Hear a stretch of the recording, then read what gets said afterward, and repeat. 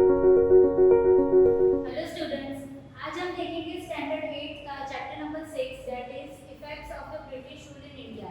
हमने चैप्टर 4 में याद है देखा होगा कि ब्रिटिश रूल कैसे एक्सपांड हुआ था इंडिया में, कैसे वो ब्रिटिशर्स ने पूरे इंडिया को कैप्चर कर लिया था।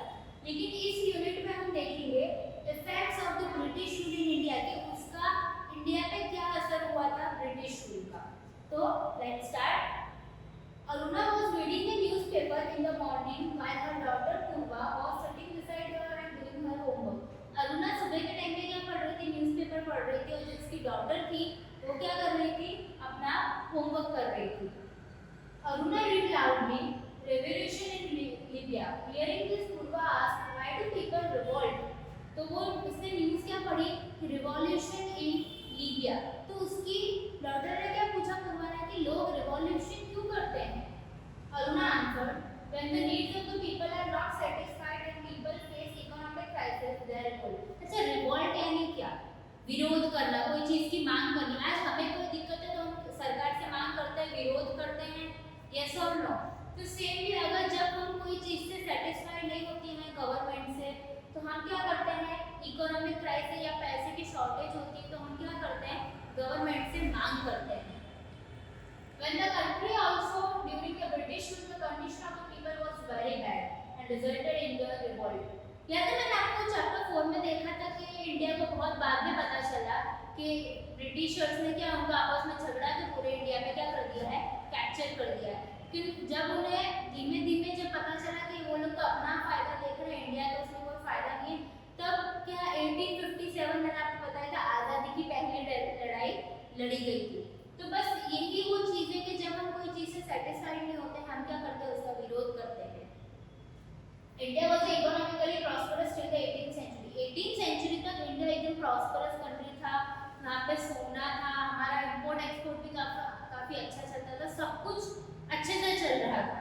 The anarchy that followed the death of Aurangzeb too could not weaken it. यानी उस टाइम पे जो सबसे बड़े बादशाह था, मुगल एम्पायर का जो सबसे बड़ा बादशाह था जिसका नाम था औरंगजेब, इवन जब वो भी मरा तो सबको ऐसा था कि नहीं पूरी कंट्री का जो मैनेजमेंट है, एडमिनिस्ट्रेशन है वो बिगड़ जाएगा, लेकिन नहीं, इंडिया का मैनेजमेंट तब भी नहीं बिगड़ा था।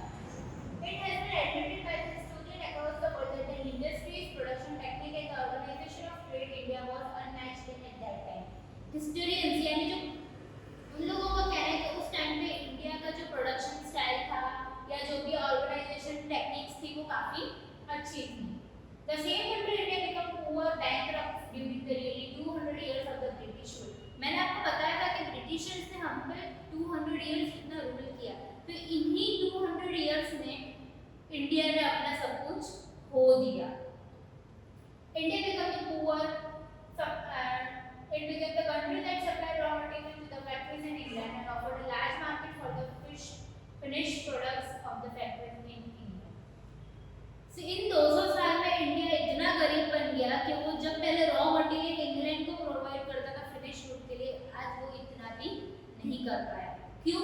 ब्रिटिश रूल की वजह से। Condition of peasant and agriculture during the British rule.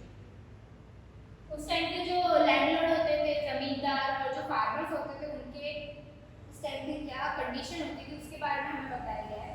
The British got a new opportunity to their income after the acquisition of their Diwali rights। अच्छा, मैंने आपको बताया था वो सिर्फ यहाँ पे बिजनेस करने आए थे, ठीक है, एक ट्रेड करने आए थे, लेकिन धीमे धीमे उन्होंने क्या कर दिया? अपना पूरा एम्पायर पूरे इंडिया में फैलाने लगे। डिफरेंट पॉलिसी हमने देखी थी, एनेक्सेशन पॉलिसी देखी थी, फिर दिवाली राइट्स के बारे में हम इसमें देखेंगे।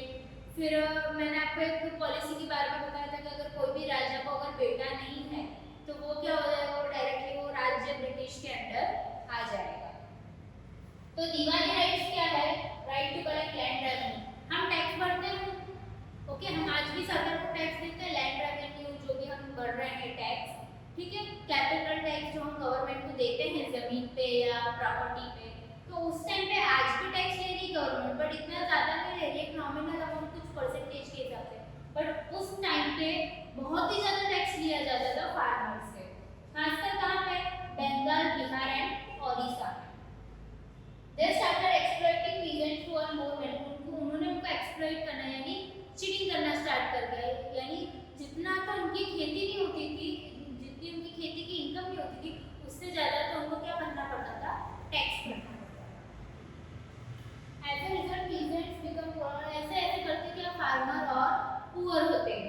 गरीब होते गए। Many times the peasants had to sell their jewellery to pay the revenue. कोई टाइम पे ऐसा भी था कि लोग अपने घर की ज्वेलरी बेचते थे, कीमती आइटम्स बेचते थे, क्यों? ताकि वो क्या कर सके, रेवेन्यू का पेमेंट कर सके। A large number of peasants had borrowed money from the money lender and consequently filed into the debt trap.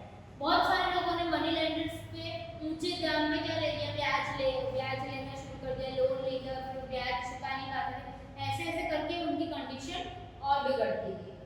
Farmer lost their land and agriculture suffered in many regions in India. उनकी land से वो क्या करते थे, landers छीन लेते थे, और इसी तरीके से वो क्या, एग्रीकल्चर बंद हो गया। तो धीमे धीमे, जैसे कि आपको पता है इंडिया एक एग्रीकल्चर कंट्री है, तो धीमे धीमे इस कंडीशन, इस दिवानी राइट्स की वजह से एग्रीकल्चर का प्रोडक्शन क्या हो गया, कम हो गया।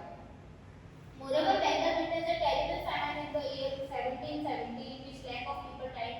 यानी एक साल तो ऐसा है बंगाल में जहाँ पे कुछ खाने को ही नहीं था पूरे साल, पूरा फेमाइन, यानी सब जमीन सूखी पड़ चुकी थी।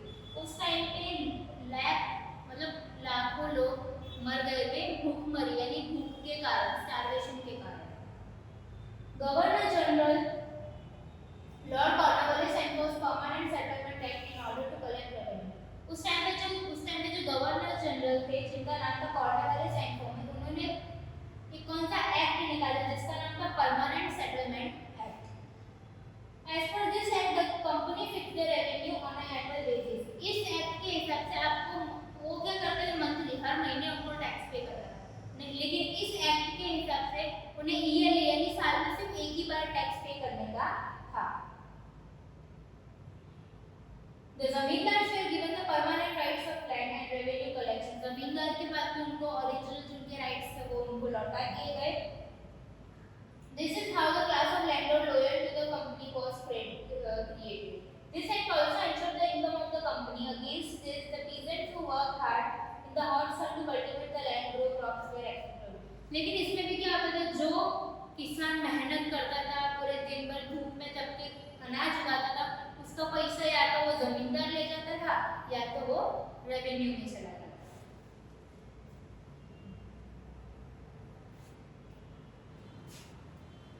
Effects on social life. हम एक एज ए ह्यूमन कोई भी कंट्री में रहते हैं तो हमें सोशली एक समाज में रहते हैं।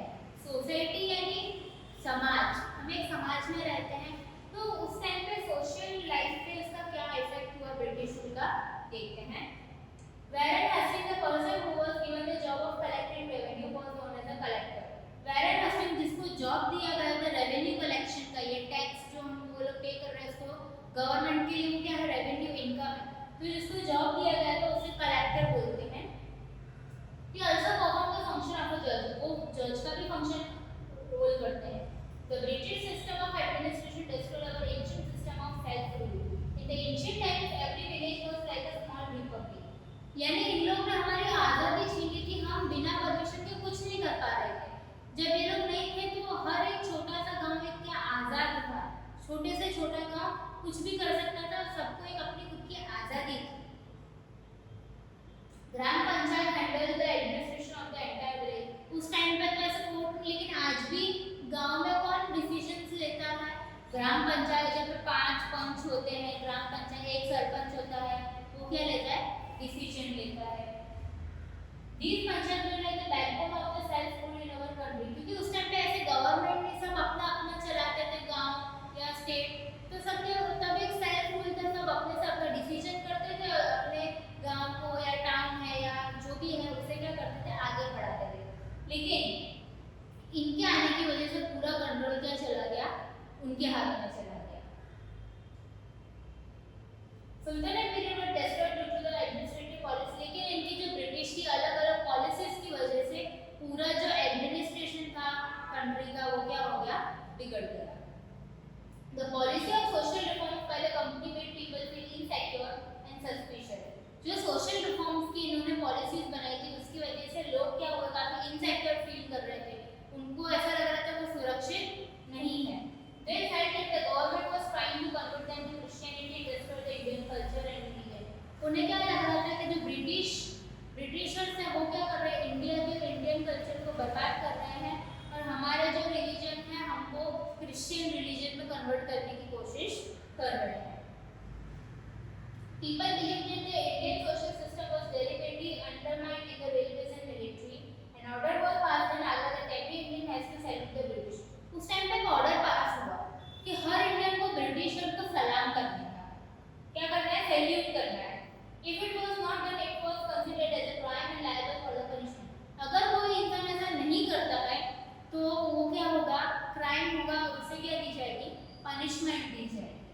As a result, there was a widespread sentiment of anger and इसी की वजह से, इस पॉलिसी की वजह से पूरे देश में क्या एक गुस्सा आ गया कि ऐसे कैसे, एक तो ये दूसरे देश के आए हुए हैं, ऊपर से हम ही लोग इनको सैल्यूट करें, ये तो गलत ही हुआ. Destruction of Indian trade and industries. अब जैसे कि मैंने आपको बताया था इंडिया काफी अच्छे बिजनेस कर रहा था सब कुछ, तो ये ब्रिटिशर्स की वजह से हमारा ट्रेड और इंडस्ट्रीज भी डिस्ट्रॉय हो गया. The handloom of the India supply textile to the market of Asia and Europe. जैसे कि आपको पता है एग्रीकल्चर में इंडिया आगे था, हैंडीक्राफ्ट्स में इंडिया आगे था, जो टेक्सटाइल इंडस्ट्री थी उसमें भी इंडिया आगे था. तो ट्रेडर्स जो यूरोपियन कंट्रीज से यहाँ पे माल सामान खरीदने आते थे, क्या अब वो ब्रिटिशर्स उनको ऊंचे दाम में देने लगे, इसलिए इसमें इंडिया को तो कोई बेनिफिट मिलता नहीं था. सारा बेनिफिट कौन लेके जाता था, ब्रिटिशर्स लेके जाते थे. इंडियन में jute, silk, woollen, cotton, textile were in high demand in the European market. उस टाइम पे यूरोपियन मार्केट्स में इंडियन मार्केट की जूट, वूलन, कॉटन, सिल्क, इन चीज की काफी डिमांड हुआ करता था. और वैसे भी हमारा जो मुस्लिम एक कपड़ा है जो काफी फेमस है, वर्ल्ड फेमस है, जो कि इंडिया में बनता है. Apart from textile commodity such as salt, salt, sugar, इसके अलावा मैंने आपको बताया एग्रीकल्चर की जो कमोडिटी, शक्कर है और नमक है, ऐसी बहुत सारी चीजें थी जो उस टाइम पे इंडिया एक्सपोर्ट करता था दूसरी कंट्री को.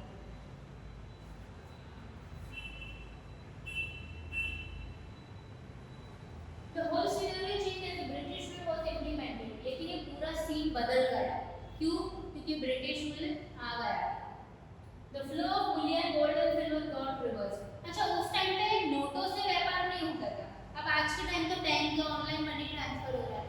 उस टाइम पे क्या नोट भी नहीं हुआ करते थे. उस टाइम पे क्या हुआ करता था, सिक्के हुआ करते थे, सोने के सिक्के या सिल्वर के सिक्के, या तो उसके जितना हमने सामने दिया उसके वजन के हिसाब से सामने वो लोग दूसरी कंट्री हमें गोल्ड दिया करती थी या सिल्वर दिया करती थी.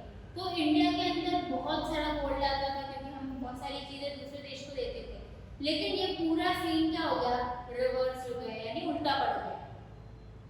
In the beginning of the Industrial Revolution, the British took 500 crore rupees as per today's standard only from Bengal during their rule. आज के हिसाब से बताऊं तो जब इंडस्ट्रियल रेवोल्यूशन के स्टार्टिंग में ब्रिटिश रूल ने 500 करोड़ यानी 500 करोड़ सिर्फ अकेले बंगाल से लिए थे. आज की अगर मैं उससे बताऊं स्टैंडर्ड से, आज का जो मनी स्टैंडर्ड है हमारा, उस हिसाब से 500 करोड़ लिए थे. Just imagine the wealth the British would have accumulated from the. तो आप सोचो सिर्फ बंगाल से इसमें 500 करोड़ अगर ब्रिटिश ने लिए तो हमारी कंट्री में तो उस टाइम 29 स्टेट्स भी नहीं थे, 500 से ज्यादा स्टेट्स थे उस टाइम पे. तो उसने कितने सारा मतलब देश को लूट लिया है, और जब वो ऐसा गई तब भी कितना कुछ देश से चुरा के ले गए. With the help of the raw material produced in India and the money collected from India, the business and industries in England prospered. यानी जो इंडिया रॉ मटेरियल बनाता था वो, और जो इंडिया से ये लोग पैसे लेते थे, वो दोनों मिला के ये सब किस में लगाते थे, अपनी कंट्री के डेवलपमेंट में, इंग्लैंड के डेवलपमेंट में ये लोग लगाते थे. देयर मिल्स स्टार्टेड, उनकी जो मिल्स प्रोग्रेस करना स्टार्ट कर दी. और वहाँ पे जो इंग्लैंड में कपड़ा बनता था वो इंडिया में आता था. पहले क्या होता था, इंडिया में बनता था और इंग्लैंड में जाता था. लेकिन ब्रिटिशर्स के आने के बाद वो इंग्लैंड में बनने लगा और इंडिया में आता था, वो भी ऊंचे दाम पे, दुगने दाम पे. उसमें भी 80% तो टैक्स होता था.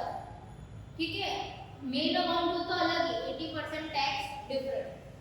As a result textile made in India become costlier in the Indian market itself. इसलिए क्या हो गया, वो खुद में ही खुद डिस्ट्रॉय होने लगा. The Indian handicraft and cottage industry could not withstand the competition. इसलिए इंडियन मार्केट जो इंडियन टेक्सटाइल इंडस्ट्री थी वो इंग्लैंड के सामने कंपटीशन में खड़ी नहीं रह पाई.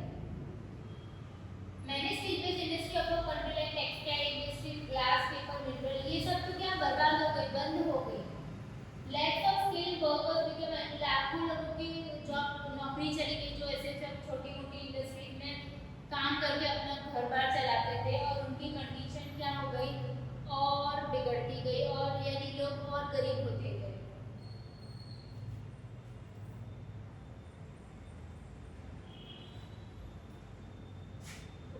Suspicion about the reforms. When William Bentinck came to India, जब विलियम बेंटिक इंडिया आए थे, liberal thinking was getting its stronghold in England.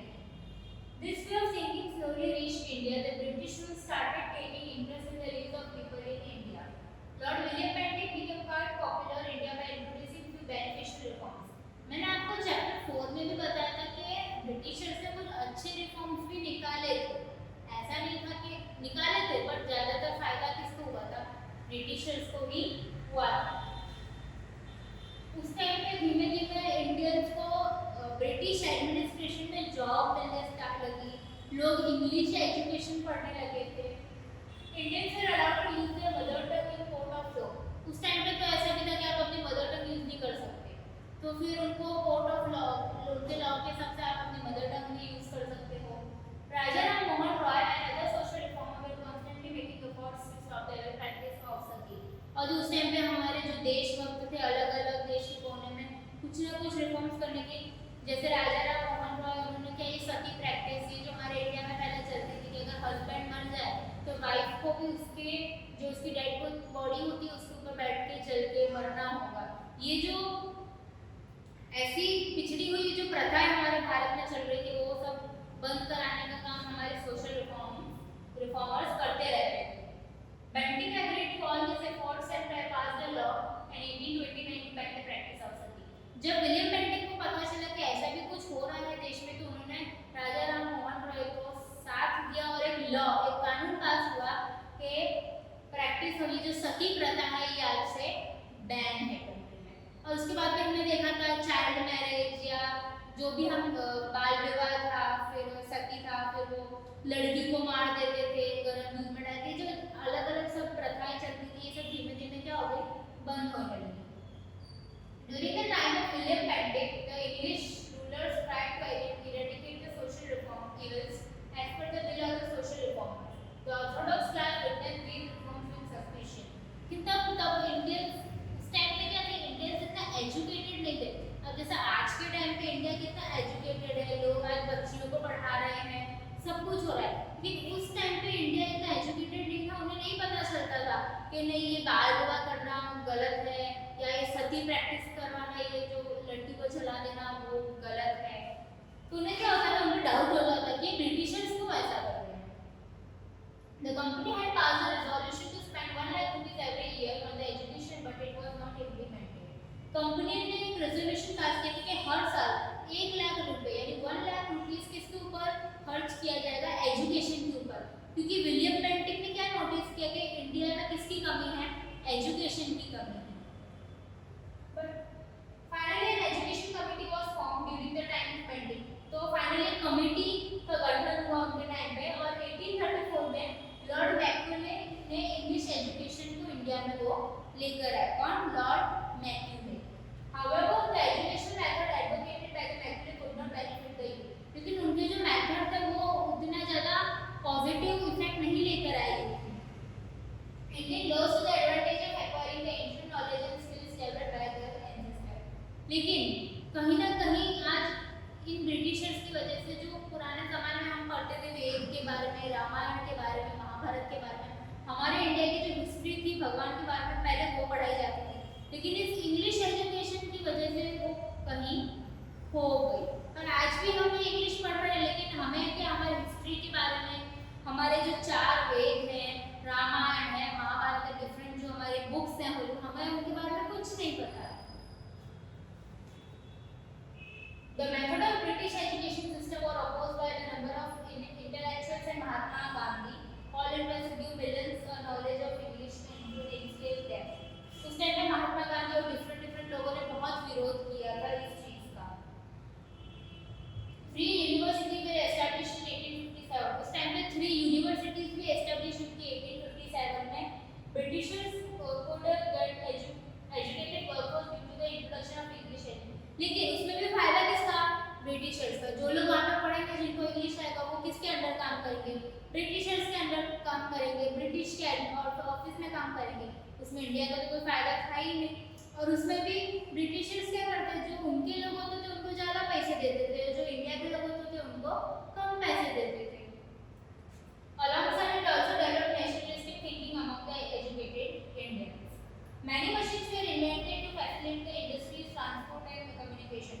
काफ़ी सारी मशीन्स का इन्वेंशन हुआ ताकि आज हम इंडस्ट्रीज, ट्रांसपोर्ट, कम्युनिकेशन अभी हम जैसे मैं और आपसे कैसे कम्युनिकेशन कर पा रहे हैं इजीली, उस टाइम में ऐसा कुछ नहीं होता था।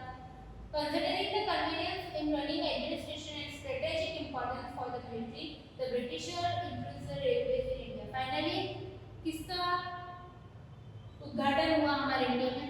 Railway, first railway.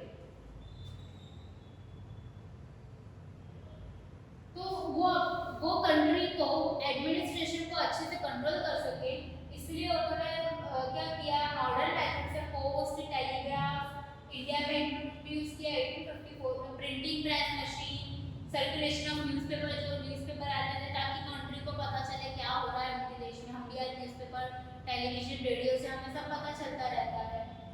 ये reforms actually for the convenience of the British rule in India, but it turned out to be blessing in disguise for the growth of nationalism in India.